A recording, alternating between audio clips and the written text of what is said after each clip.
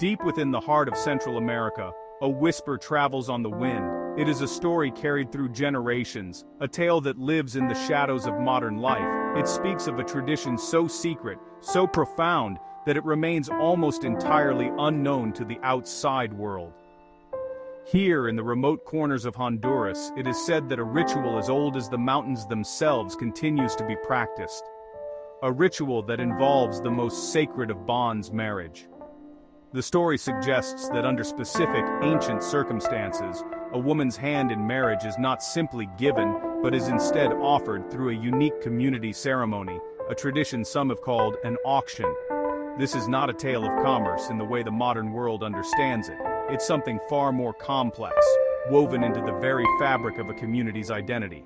The whispers do not speak of cruelty, but of custom. They do not describe a marketplace, but a gathering of families guided by rules that predate written law.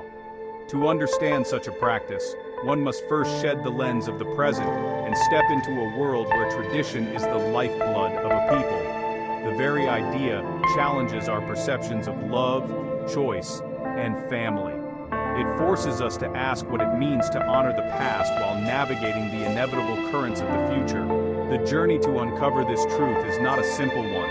It requires more than maps and guides. It demands trust and patience. The people who hold this tradition do not share it lightly. It is their inheritance, a piece of their collective soul that has survived centuries of change. They guard it from judgment, from misunderstanding, from the sensationalism that so often follows the unique and the unknown.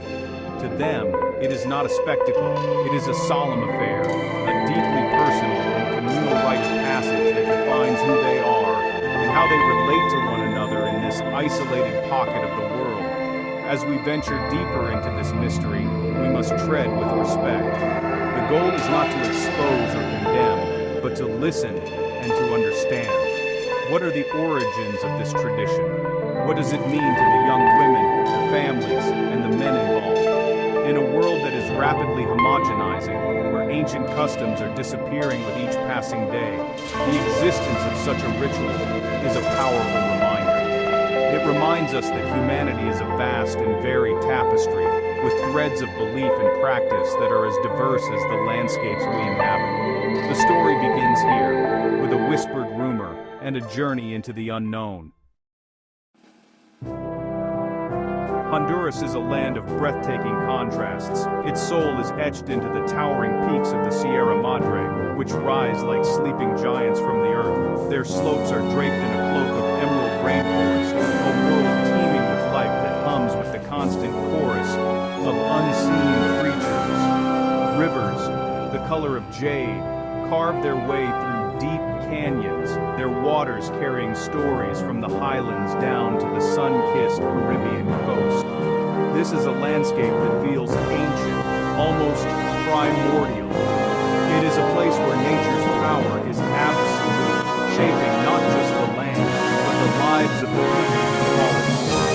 In the more remote regions, far from the bustling cities, time seems to flow differently. The rhythm of life is dictated not by clocks but by the rising and setting of the sun, the coming of the rains, and the cycles of the harvest. Small villages, nestled in secluded valleys, are islands of human existence in a vast sea of wilderness. The houses, often built from local wood and adobe, cluster together as if for warmth and protection. Here, community is not just a concept, it is the essential framework for survival.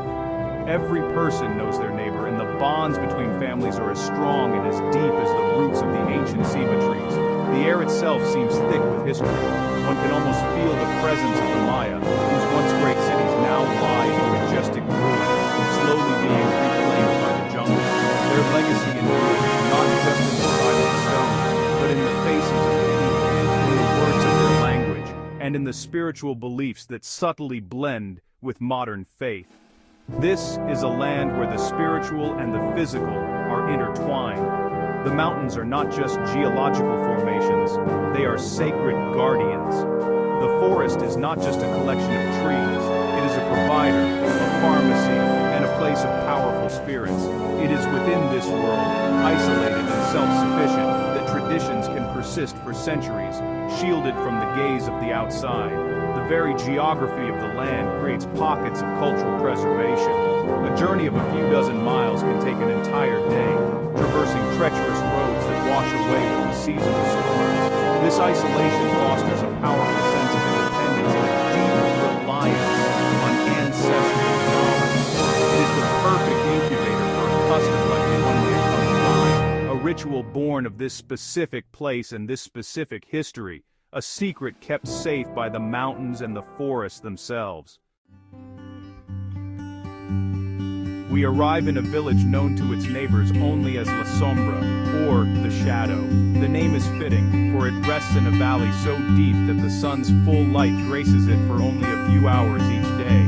Life here is a quiet, deliberate dance. The morning begins with the smell of wood smoke and fresh tortillas as families gather for their first meal. Men, with machetes slung over their shoulders, head out to tend their small plots of corn and beans, their figures disappearing into the morning mist that clings to the valley floor. Their connection to the land is profound. They read the soil and the sky with an expertise passed down through countless generations.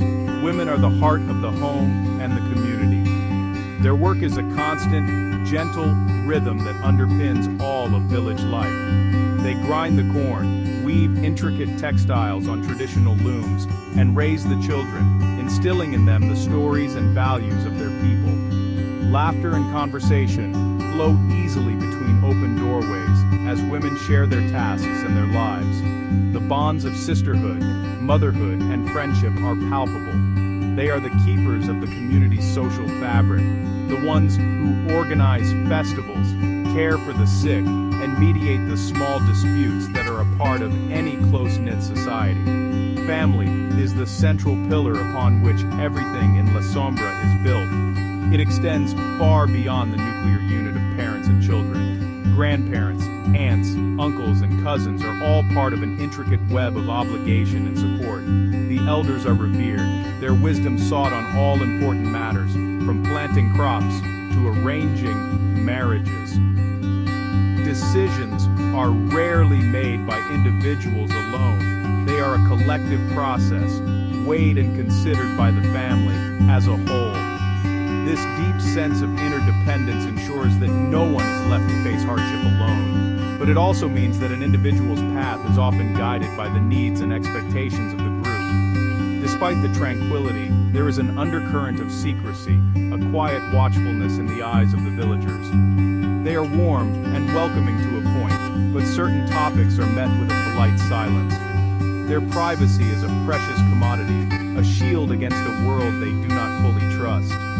Daily life is steeped in rituals, both large and small, that reinforce their unique identity. It is a world where every action has meaning, and every tradition serves a purpose. It is in this context of deep community bonds, reverence for the past, and a guarded sense of self that the most secret of their traditions can be understood. The tradition is not called an auction. The villagers refer to it as the dot d'honneur, or the dowry of honor. It's a rare and solemn ceremony, reserved for specific situations defined by ancient custom. It's not, as those sensational rumors might suggest, a common practice for all marriages. It only occurs when a family, due to hardship or, a lack of male heirs to manage their land, seeks to ensure their daughter's future and the continuation of their family's legacy. It's seen as a way to create a powerful alliance, to join their family with another that possesses the means to provide and protect. The process is highly ritualized and conducted with the utmost gravity. It's not a public spectacle, but an invitation-only gathering of respected family heads. When a family decides to hold a dot d'honneur, word is sent quietly through the community. Eligible bachelors, men who have proven their worth through hard work and good character, are invited to present themselves.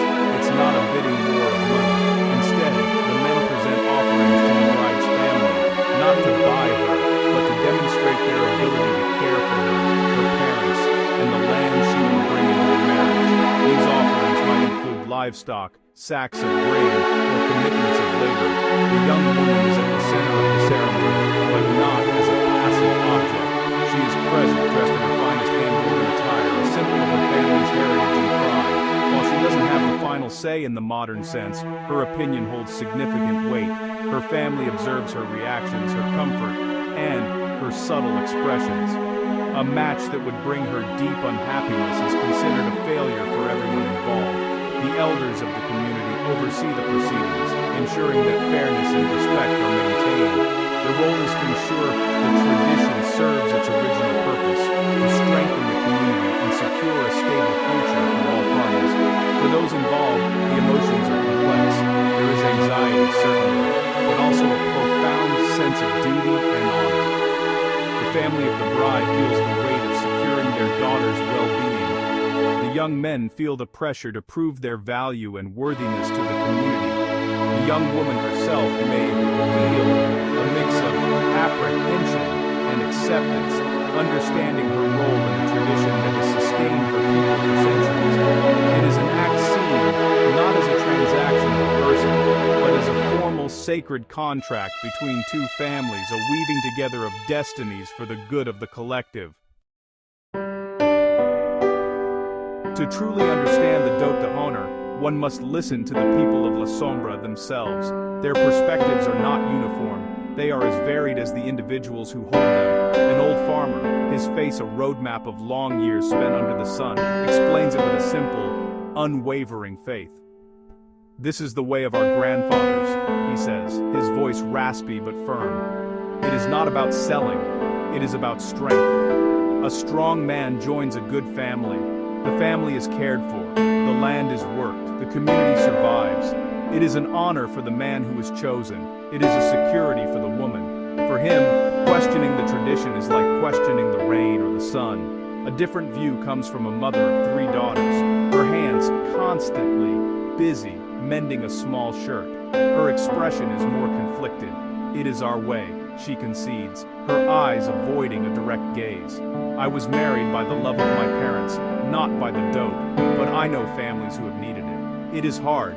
A mother wants her daughter to choose with her heart, but a mother also wants to know her daughter will never go hungry." Her words reveal the quiet tension between personal desire and communal responsibility, a struggle that many women here face in silence.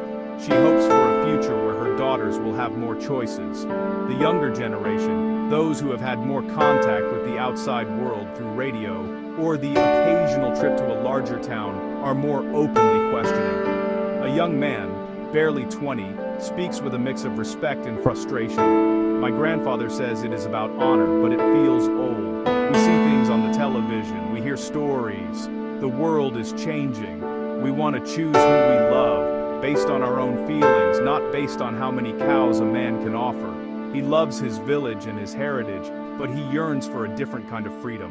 A personal autonomy that the old ways do not always allow."